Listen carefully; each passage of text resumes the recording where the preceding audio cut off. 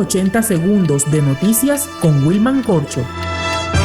En la guerra de Ucrania, el presidente Volodymyr Zelensky culpa a Washington por la derrota militar de las Fuerzas Armadas de Ucrania y los errores en el campo diplomático para mediar una paz con Rusia. Anuncia sanciones a Estados Unidos. En la guerra en Oriente Medio es inminente un ataque de Israel contra Irán y está en el tablero del gabinete de guerra el posible uso de armas nucleares a gran escala y sin precedentes, lo que tiene en vilo a Estados Unidos solicitando moderación en la respuesta de Netanyahu. En Estados Unidos, en el segundo día del juicio contra Trump, quien hizo murmuraciones en voz alta contra los interrogados, de manera inmediata el juez Merchan advirtió a los abogados defensores que no le toleraría intimidaciones al magnate contra los miembros del jurado. En México, luego del debate presidencial, Claudia Sheinbaum, candidata a la alianza Sigamos Haciendo Historia, se asienta en el primer puesto con una intención de voto del 58.4%, seguida por Xochitl Gálvez de la alianza Fuerza y Corazón por México con el 32.9% y Jorge Álvarez Maínez del Movimiento Ciudadano, quien subió un punto porcentual, pasa de 7.7 a 8.7% en la preferencia de voto. En Venezuela, la Plataforma Unitaria Democrática de la Oposición en Asamblea Permanente liderada